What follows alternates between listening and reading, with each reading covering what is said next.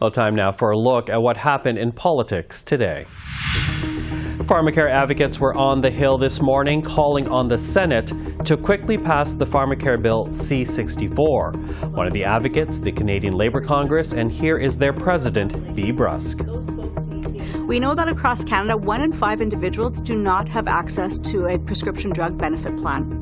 We know that a quarter of Canadians report that they actually skip doses or split their pills or don't bother filling their prescriptions because, quite frankly, they can't afford it. And that's shameful. That means they end up in hospital rooms and in emergency wards as well as doctors' offices. There is a better way. Passing this bill provides an opportunity to address these issues. The group is calling on the Senate to pass the Pharmacare bill before breaking for summer.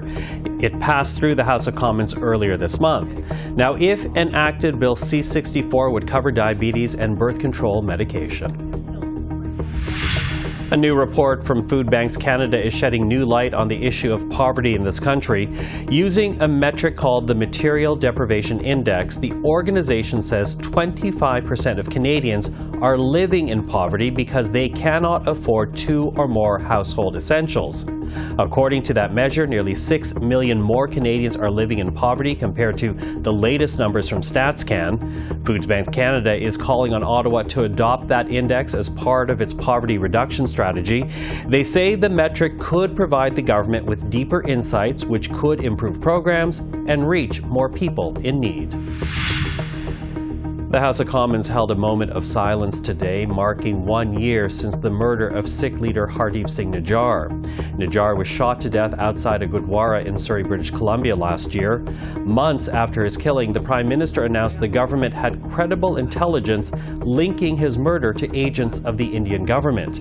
In May of this year, 3 Indian nationals were charged in the killing. The RCMP investigation into Nijjar's death and the investigation into India's possible involvement is still ongoing.